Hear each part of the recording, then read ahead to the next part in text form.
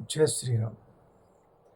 आज एक ऐसा मुद्दा सामने आ रहा है कि आजकल के जो बच्चे हैं वो बड़े जिद्दी होते जा रहे हैं।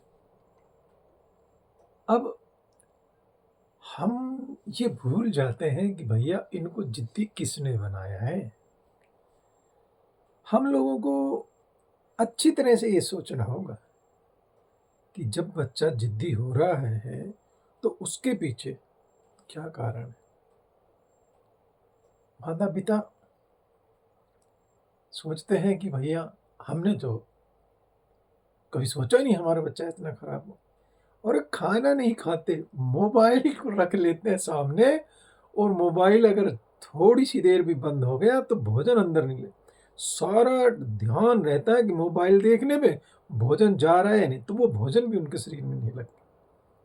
तो इन्हीं समस्याओं से निजात दिलाएगी हमारी ये वीडियो।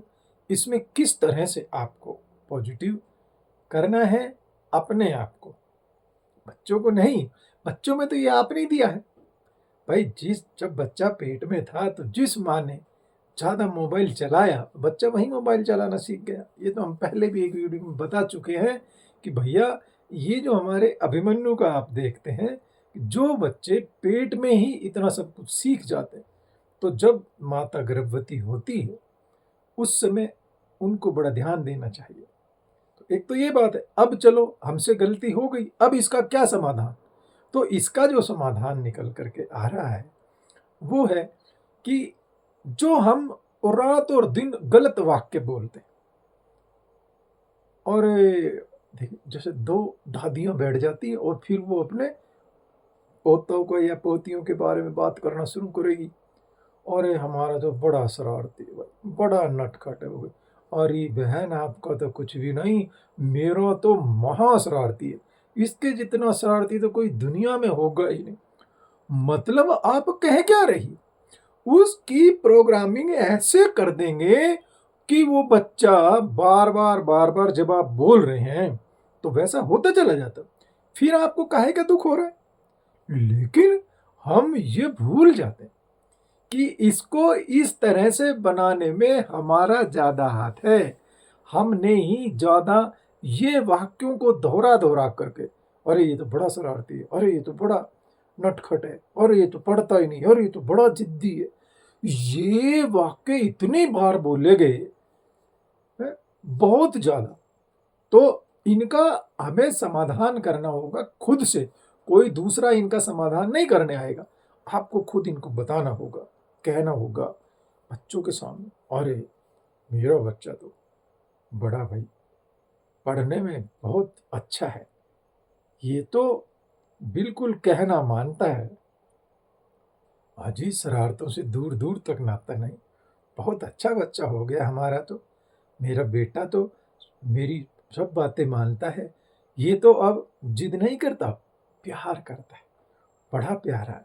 मतलब उन वाक्यों को जो आज तक आपने गलत दिए, जैसे अगर बच्चे ने कभी मार्केट में एक बार जिद कर ली तो आप उसका सबके सामने प्रचार कर देते, और इतना जिद्दी है, मॉल में गया था वहीं बिखर गया और पसर गया मॉल के अंदर, इसने तो हमारी नाक कटा दी, ये कर दी वो इन सब बातों से उसको चिढ़ होने लगी। जो पेरेंट्स मुझे सुन रहे हैं वो ध्यान से इन सब चीजों को नोट करें कि भैया अपने बच्चों को आपने कैसे ठीक करना है। अरे आपके द्वारा बोले गए वाक्यों के द्वारा ही वो सब ऐसे गड़बड़ हुए थे। अरे ये तो ऐसा हो गया, इसने तो हमारी बिल्कुल ही नाक कटा रखी है, देखो फलां का बच्चा कितना अच्छा है पढ़ाई में और हमारे इसके तो कुछ नंबर ही नहीं आते। ये सब बातें बोल बोल करके और आप उसकी नजरों में हीरो से जीरो विलेन होते जा रहे उल्टा। मम्मी पापा देखो, आप शुरू शुरू में जब बच्चा जन्म लेता है तो 6 महीने या 1 साल तक उसकी मम्मी उसकी हीरो होती है, आइडल होती है बिल्कुल, जो कुछ मम्मी कहती है वैसे ही करता। थोड़ा बड़ा होता है तो फिर पापा या घर के दूसरे सदस्यों को जानने लगता है और फिर उनको वो सब अच्छे लगते हैं, 2 साल तक सब अच्छे लगते हैं। और जैसे ही वो 2-2.5 साल के बाद स्कूल जाता है, तो स्कूल में उसके जो नए मित्र बन जाते हैं, तो धीरे-धीरे वो लोग थोड़ा बुरे लगने लग जाते हैं। मम्मी-पापा, मैम, अब उसकी मैम उसके लिए सब कुछ हो जाती है। कोई मम्मी कितनी भी ज़्यादा पढ़ी-लिखी हुई हो, लेकिन अगर उसकी मैम ने ये बताया है कि भैया ये ऐसे है, तो वो कहेगा मम्मी आपको नहीं पता, हमारी मैम ने बताया ये तो ऐसे ही। तो ये क्या हो गया कि उसका हीरो नंबर 1 जो उसकी मम्मी थी, वो चेंज होकर के अब हीरो नंबर 1 उसकी मैम हो गई और मम्मी आ गई सेकंड नंबर पे। क्यों? क्योंकि हम बार-बार तुलनात्मक अध्ययन करते रहते हैं। अरे फलाँ के बच्चे को देखो, कितने अच्छे नंबर लाता है, कैसे वो 2-2 3-3 रोटियाँ खा जाता है। हमारे घर में बच्चे रहे तो हमने देखा, उनके मम्मी-पापा कैसे बोलते हैं, अरे देखो, मस्त रहता है उनका बच्चा, मस्ती से 2 रोटी खा जाता है और ये 1 रोटी तक नहीं खाती। ऐसा होता है, इसके साथ में इसको इतना मोबाइल दिखा कर के खाना खिलाना पड़ता है। ये सब बातें आपने बोल-बोल के कर दी। अब आप इनको वापस करिए। अगर आपको अपने बच्चों में से ये अवगुण दूर भगाना है, तो इनको फिर वापस बोल-बोल के करिए। नहीं, अरे मेरा बच्चा राजा बेटा है, बहुत अच्छा है, कहना मानता है भाई, जहाँ भी जाता है। क्योंकि देखो बच्चों की तो आदत होती है कि कोई चीज़ के लिए वो ज़िद की और आपने ला दी, ज़िद की और आपने ला दी, तो उनको पता है कि जब हम ज़िद करेंगे तो ही ये चीज़ हमें ला कर के देते हैं, तो वो ज़िद करते ही रहेंगे। अगर आपने उनकी समस्या को प्यार से समझा दिया और फिर ज़िद भी कर रहे हैं तो ना देखें उनकी तरफ, करता रहे ड्रामा। क्योंकि बच्चों के दिमाग में ये फीडिंग हो जाती है कि भैया हमें तो बस ये फीड है उनके यहाँ पे कि हमें तो जिद करने से ही सब कुछ मिलता है, तो करो जिद, मैं दीवार में टक्कर मार दूंगी। एक बच्चा था छोटा सा, तो दीवार में धरती में सर मारने की कोशिश करता था। क्यों? इतना जिद्दी हो गया। तो भैया ये सब जो बातें हैं, ये हमने ऐसा किया है, बार बार बोलने से उनके इस तरह की प्रोग्रामिंग हो गई है। तो बार बार अब ये बोलिए कि भैया ये तो बड़ा अच्छा हो गया, अरे ये तो बहुत कहना मानता है, अब ये तो भाई बहुत प्यार करता है, ये तो सारी बातें मम्मी पापा की मानता है, ये तो अपनी अम्मा की सारी बातें मानने लगा, दद्दू की सारी बातें मानने। आप जब वो सो रहा है तो उसके कान में धीरे धीरे बोलिए, तुरंत रिजल्ट इन चीजों के नहीं मिलेंगे, लेकिन रिजल्ट जरूर आएगा। आप उनके सामने धीरे धीरे ये बोलना शुरू कर दीजिए कि भैया ये बच्चा तो अब बिगर कहे होमवर्क करता है और अपना स्कूल का काम भी पूरा रखता है और घर में भी बहुत किसी भी चीज को बखेरता नहीं। हाँ, बच्चों की आदत है ना, सारे खिलौने बखेर लेंगे और फिर तोड़ फोड़ कर घेरते हैं। तो बहुत मुश्किल काम है बच्चों को पालना। लेकिन आप देखिए, ये कहीं ना कहीं हमारे मुख से जो शब्द निकले थे, उस तरीके का वो बच्चा होता चला गया। अब उसको यदि आपने अच्छा बनाना है तो ऐसा कहते चले जाए कि भैया ये तो बहुत अच्छा, अरे मेरा बच्चा मेरा राजा बेटा है। और पापाओं की जो हम समस्या देखते हैं कि उनके पास समय ही नहीं होता, बच्चों के साथ खेलते ही नहीं, वो बच्चों से बस वो गिव एंड टेक वाला वो रखते हैं। अब की बार अबाउ 90 आएगा तो तेरे लिए ये ला के दूंगा, वो अबाउ 90 ले आया, फिर उसके लिए वो ला दिया। अब उसने तो कहनी है भैया आपने कहा था मेरा गिफ्ट दो। तो ये जो बार बार इस तरह से की बॉन्डिंग रहती है, ये आगे चल के बहुत ज्यादा गड़बड़ करने वाली है। जब बच्चा बड़ा हो जाएगा और जब आप उससे कुछ कहेंगे कि भैया हम एप्पल का फोन ला के देंगे, आप ये करो, अब उसने वो कर दिया, अब उसको उसने कभी ना देखी नहीं, वो सारा काम करता जा रहा है, आप उसकी सारी जिद्दों को मानते जा रहे हो, करते जा रहे हो। फिर यदि उसको जीवन में कहीं से भी ना शब्द का सुनने को मिलेगा, तो वो बहुत ज्यादा गड़बड़ कर सकता है। इस पर मुझे एक सच्ची कहानी याद आती है। मेरे यहाँ की कहानी रही, एक बच्चा था और उसके फादर भी ड्रिंक्स वगैरह करते रहे। अब उस बच्चे ने कम उम्र में ही अपना कारोबार संभाल लिया था और वो काम करने लग गया था। अब वो काम करता था, लेकिन वहाँ पर जहाँ वो काम अपनी दुकान वगैरह उसने की बताया, तो उस दुकान में अब उसको कोई रोकने ठोकने वाला था नहीं, उसके फादर एक्सपायर हो गए जल्दी। तो वो डेली ड्रिंक करने लगा, क्योंकि पैसा नाप शनाप आ रहा था और कमाई होती जा रही, तो ड्रिंक्स करने लग गया। अब उसमें ये आदत होती चली गई। तो जब किसी चीज़ की कोई बैड हैबिट्स हो जाती हैं तो अब कौन समझा। तो वो बच्चा, क्योंकि उम्र कम थी, वो संभाल नहीं पाया अपने आप को, और जब किसी ने उसको इस बात के लिए रोकना चाहा, मनाना चाहा, करना चाहा, तो उस लड़के ने आत्महत्या कर ली। तो ये जो बातें हैं कि बच्चा कहाँ से कहाँ निकल गया। तो जो हम देखते हैं आजकल जो नौजवानों में ये एडिक्शन आ रहे हैं बार बार। पंजाब का तो बुरा हाल है, पंजाब तो जल ही रहा है एक तरह से। वहाँ तो हमारी जो नवयुवक हैं उनका बुरा हाल हो गया, सारे ही इस तरह की वो हो गई है। सभी जगह, दिल्ली में भी बहुत बुरी हालात हैं।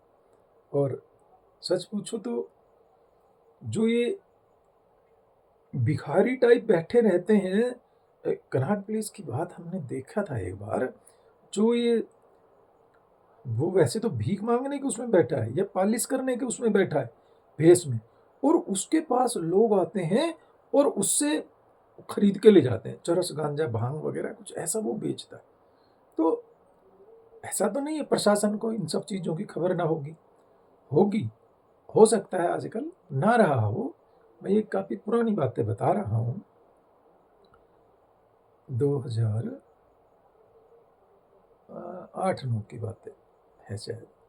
तब हम वहाँ जाते थे तो कनॉट प्लेस के नज़दीक देखते थे एक उसमें।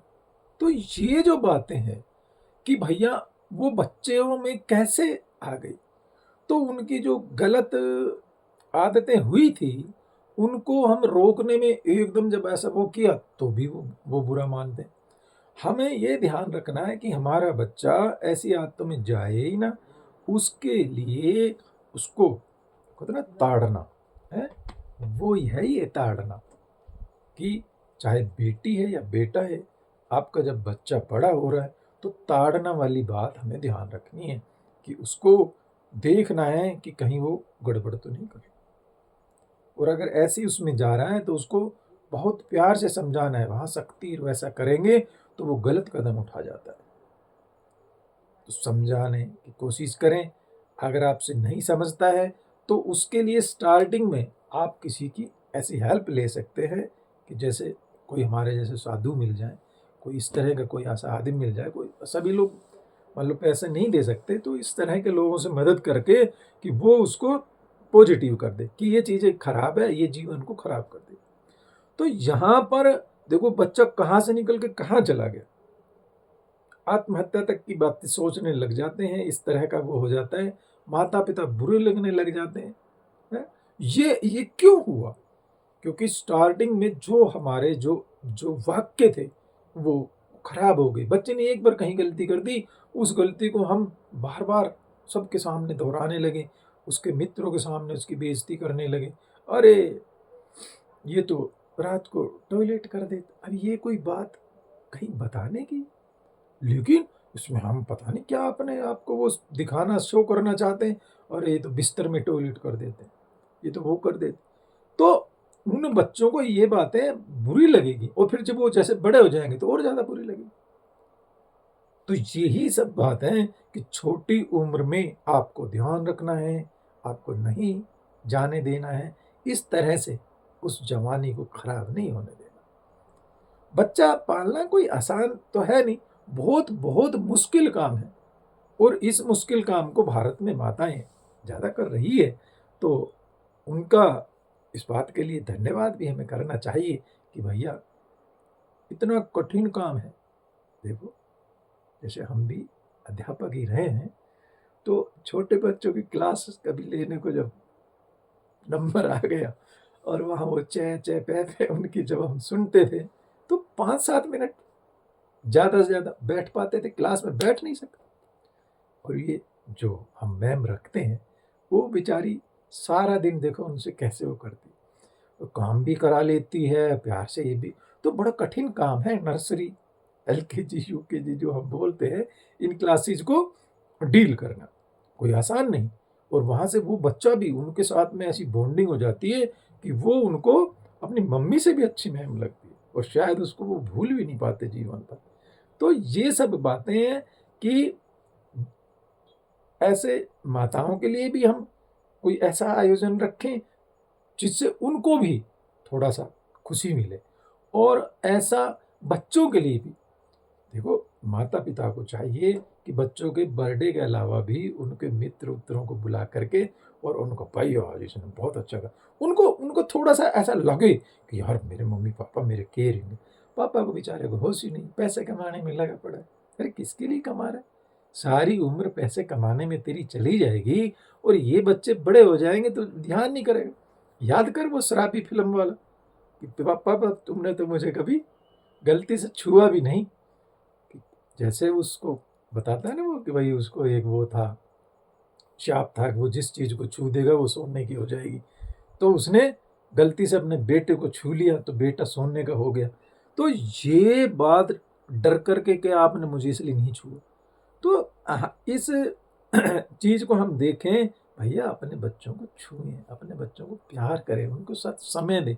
वीकेंड में दे दो, अगर कोई ज़्यादा ही पेरेंट्स ज़्यादा बिज़ी है, तो वीकेंड में समय दो। उनके साथ खेलें, कूदें, हैं? जब आपने बच्चों को पैदा किया है, तो फिर उनके लिए समय देना आपका कर्तव्य है और जो हमने इसमें बातें बताई है, वही बातें आपको काम आएगी। बार-बार, बार-बार ऐसा करिए, आपका बच्चा ठीक हो जाएगा। जय श्री राम।